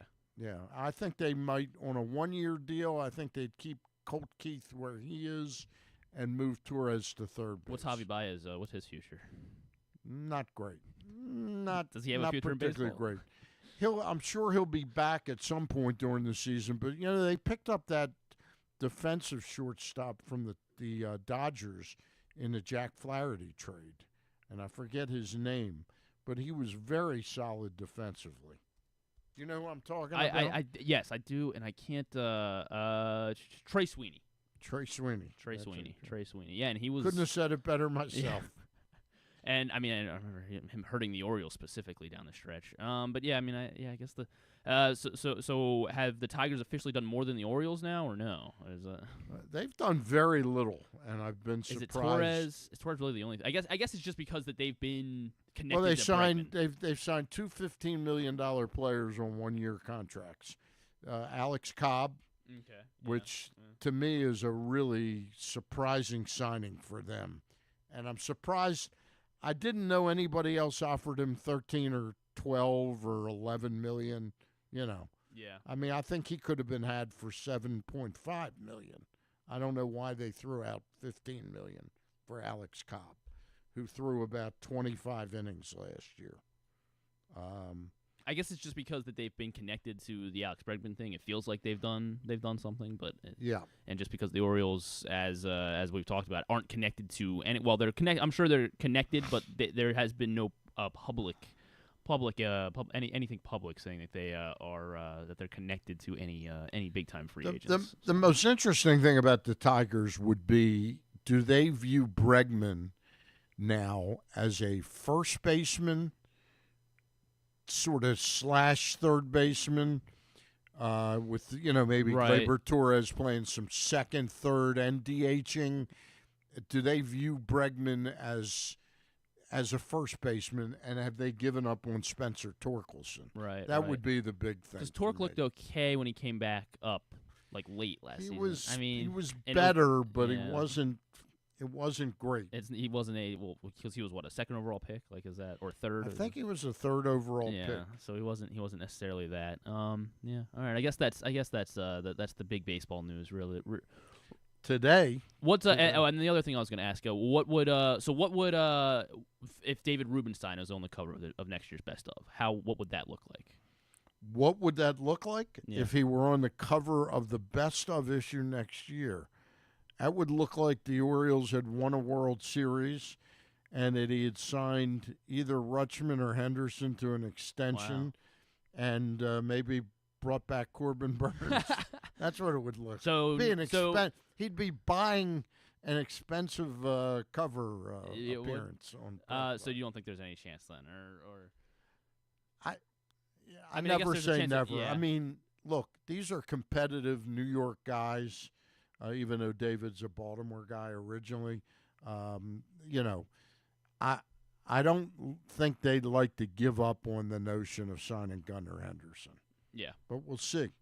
We'll see how Baltimore reacts to the ticket price increase, which is going to be significant now, and we'll see what other revenues they have created in their time that Katie Griggs is team president. Are they able to pull off creating a district where they might have some skin in the game financially by creating an Orioles zone down Utah Street?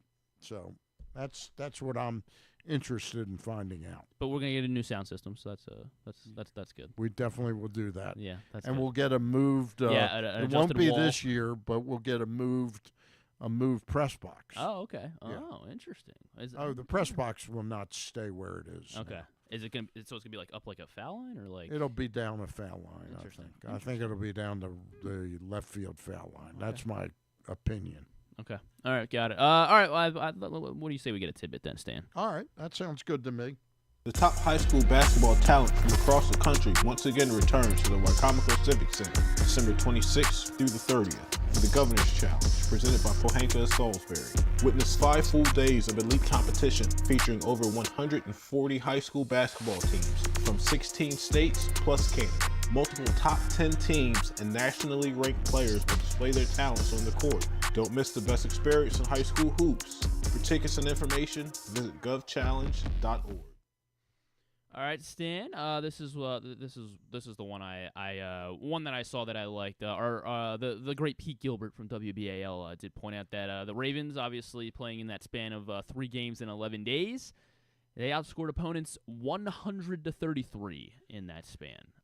So that was a pretty good span. That was it went pretty okay.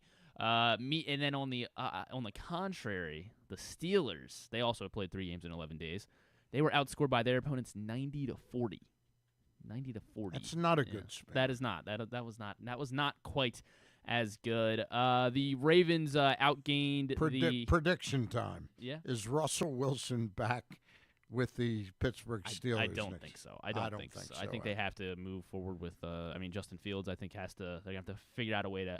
Justin Fields was winning games. I'm not sure you're saying that they were a Super Bowl contender with Justin Fields, but I think Justin Fields is the future for them. I don't think, and hopefully he's able to learn a lot from Russ. Like Russ is still can still be an effective quarterback, but it seems like his ceiling is kind of severely capped. While Justin Fields, he has a higher ceiling that might be harder to reach, but it is still a higher ceiling. So I think Justin Fields is the answer for them, and that'll be interesting. That'll be interesting to see how the Ravens can match up with Justin Fields if Justin Fields figures it out, how to mesh the running the football and throwing the football.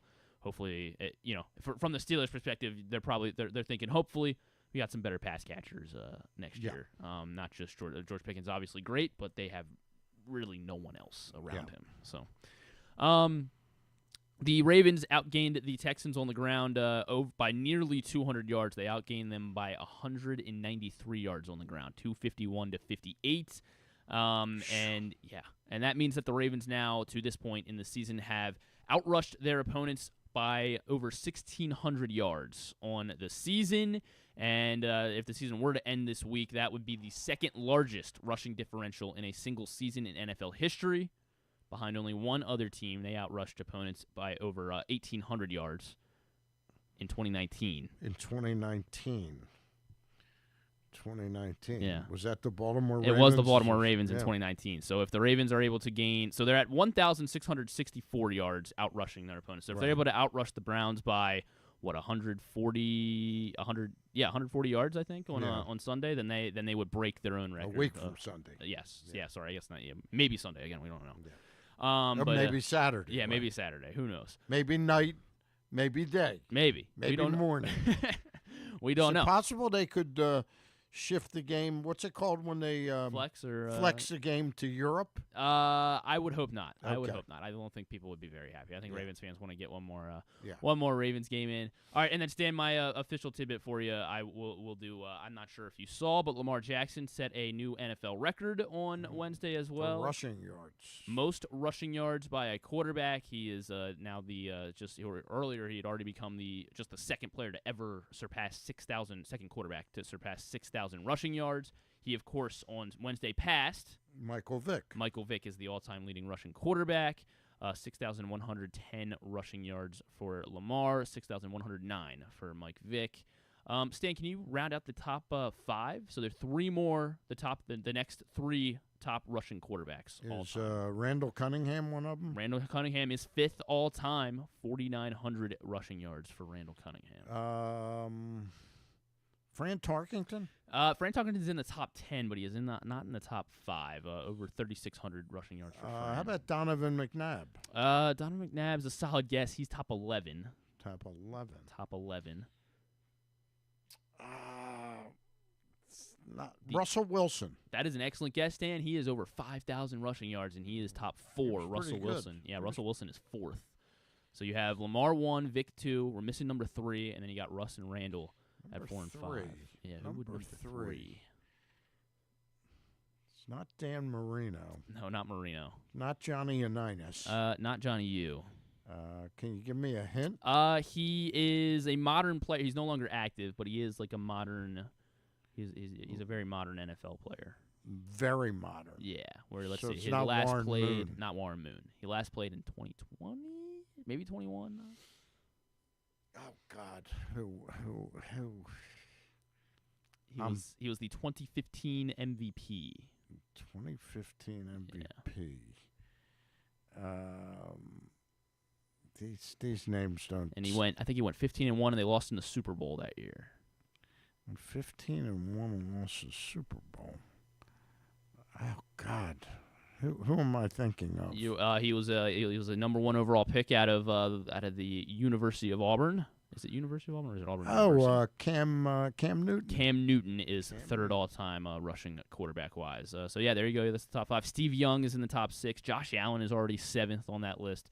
You got Fran Tarkington. Cam Newton's career ended kind of abruptly. Yeah, it was kind of What did he disappointing. have, a shoulder? Yeah, he had like a shoulder thing, and everyone thought that that kind of forced him to stop being as physical as a runner as well. So he Right. couldn't throw the ball as well. He also stopped running Right. as viciously, as physically as he did. Right. Yeah, it was a disappointment. I mean, Cam Newton was. He was a unique talent. I mean, he was awesome. Because he was a quarterback. He was in the NFL while I was in high school and and one of my favorite players to watch. Right.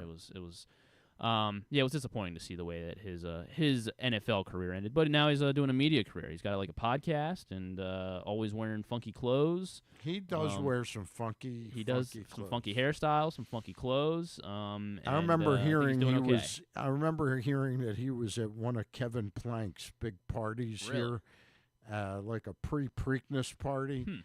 And my brother and nephew were there and said it was the weirdest outfit that they had ever seen.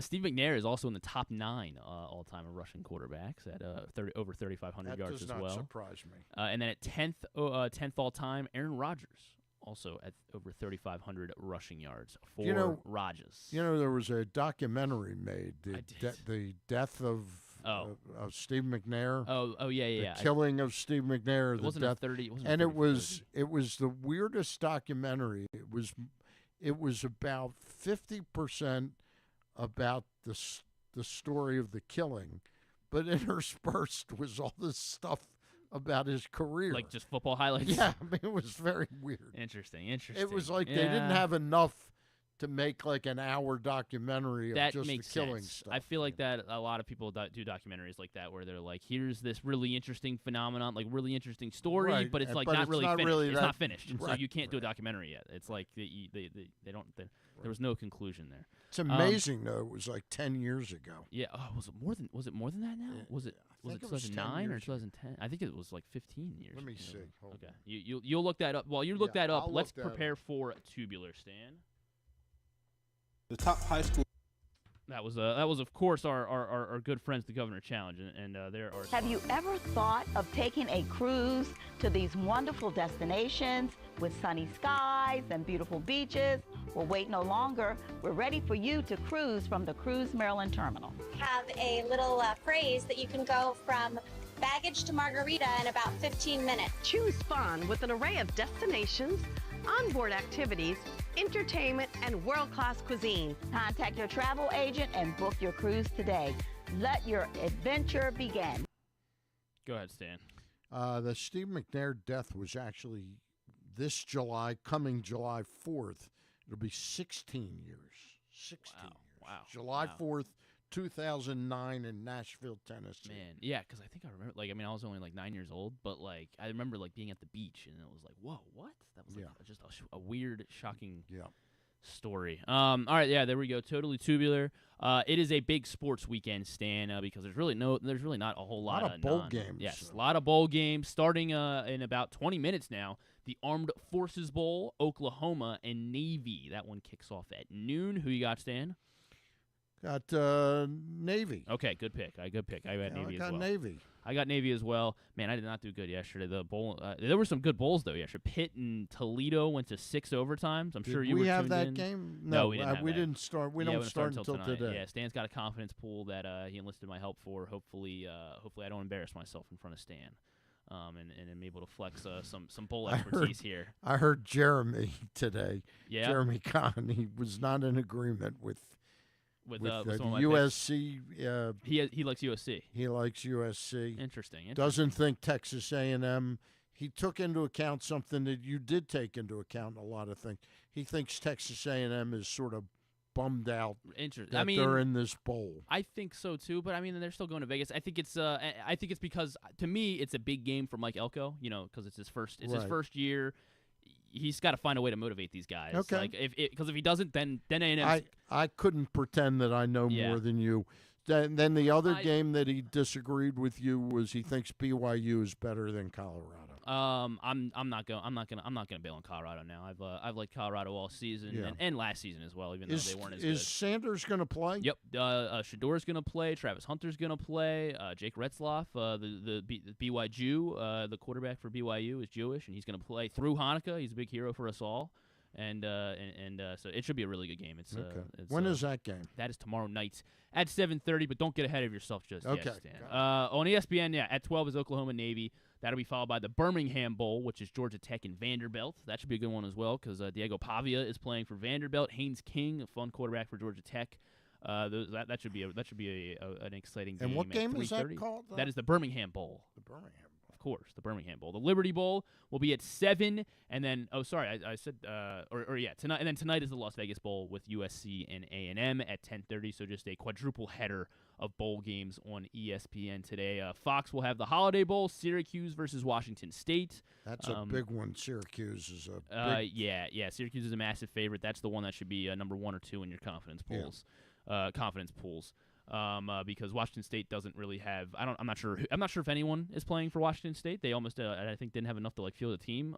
Syracuse, meanwhile, is having everyone play. They actually called me. They did. They wanted you. I had some eligibility, college eligibility. That tells you where Wazoo is at. And then we got hockey on ESPN2. Blackhawks Sabres, Avs versus the Utah Hockey Club. You got some Premier League on the USA today. Arsenal and Ipswich Town. And then trying to make sure. Yeah, and really no more non-sports. The non-sports today. Hulu. Night Bitch is streaming today. Night Bitch. Yep, with Amy Adams. Where it's a really weird movie. It's a weird movie. I couldn't. I haven't seen it yet, but it looks weird. Is she like a vampire? Nope, Bitch? not even that fun. Speaking of, did you see Nosferatu yet? No, I haven't. No, it's. Is that a vampire? It is a vampire movie. Yeah. Nosferatu. I'm a big vampire. There's been a lot of vampire movies over the last 2 years for some reason, and none of them, in my opinion, have been very good. Yeah. But Nosferatu, maybe some people liked it. I didn't like Nosferatu. I'm not a big horror guy, but I was not a big fan of Nosferatu. Was that streamed or? No, it came out on Christmas Day, and you went to see it. Yeah, I actually watched it yesterday. Okay. Yeah.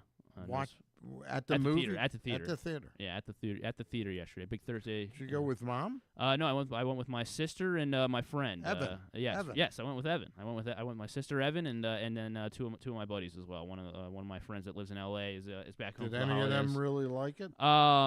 They liked it more than me. They didn't love it though. But they did like it more than me. Okay. My sister didn't like it. My sister and I were not fans of it. Okay. Another vampire, the one that came out last year, Last Voyage of the Demeter. That one was no good either. What was that called? Last Voyage of the Demeter. There's a vampire on a boat. On a boat that gets loose. Yeah, and it's kills pretty scary. everybody, Yes, including the captain of the ship. Exactly. Yeah, I don't want to spoil anything, but yeah, I think you can infer that that's going to happen. But when you let a vampire out on a ship. Not a good smart move though to kill the captain. No. Well, don't you need somebody to captain the ship? Yeah, you do need somebody. Well, he's a vampire. He was kind of indestructible. He's a demon. He's indestructible. So he's indestructible. And the boat just coasts into the onto the island, and then it's Okay. kind of fine. Gotcha. Well, not because he's a vampire. And, And it's called The Last Voyage of the Demeter. Demeter. Yeah, it was actually kind of cool. There was a little there was an homage to The Last Voyage of the Demeter in Nosferatu, which I thought was interesting. I was like, wow, two Now, bad there movies used to be just a kind of baseball. combining. There used to be a baseball player named Don Demeter. Oh, is he related to the Demeter? I don't think so. It was pronounced Demeter. Demeter. Okay. Because the boat was pronounced Demeter. It does Demeter. sound like they were spelled the same, but Demeter. But yeah, I don't think maybe they were. Who knows? Who knows? I don't even know how we got to that. Maryland will be in action one last game before conference play. They play on Big Ten Network tomorrow at noon. They play Maryland Eastern Shore tomorrow afternoon. Coppin State takes on Georgetown also at noon on FS1.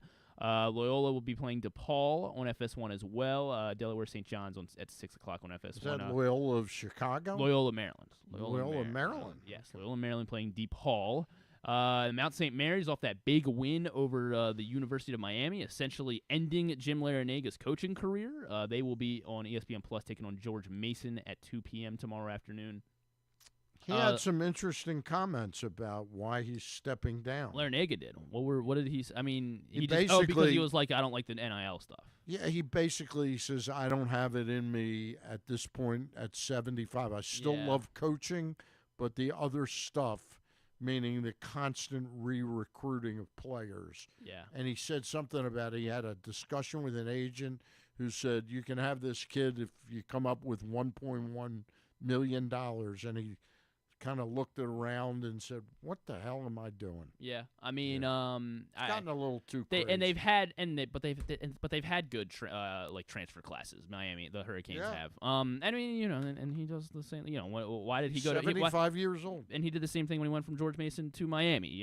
Because. Well, he wasn't 75 then. He was You're right, 60. you're right, He's you're been right. there, I he's don't been have a in problem. Miami like 11 or 12 years. I don't have a problem with Jim Larinaga. I do think he's a great coach. But I do like it. It is somewhat hypocritical. But if he's done with it, all more power to him. Again, as you said, he's 75 years old. It's impressive. He's put together a very impressive coaching career. But yeah, Mount St. Mary's plays George Mason tomorrow. So a couple of Jim Larinaga connections there. On ESPN, big bowl. There's 8 bowl games tomorrow. ESPN will have, starting at 11 a.m., the Fenway Bowl, UConn, North Carolina at 11 a.m. We got UConn on that one, Stan. We got UConn. New Mexico Bowl at 2:15. Louisiana and TCU, the Ragin' Cajuns in that one. And Military Bowl at 5:45 from Navy Marine Corps Memorial Stadium in Annapolis. East Carolina, NC State, the Battle of North Carolina in Annapolis, of course. And then the Independence Bowl at 9:15 will be Louisiana Tech and Army. Louisiana. So that was so Marshall did not have enough to field a team. Literally, they were going to play Army in this game, and then Louisiana Tech had to step in, and because Marshall, they had to forfeit the bowl, and so they didn't want to get rid of the bowl, and so Louisiana Tech steps in, and Army will roll them.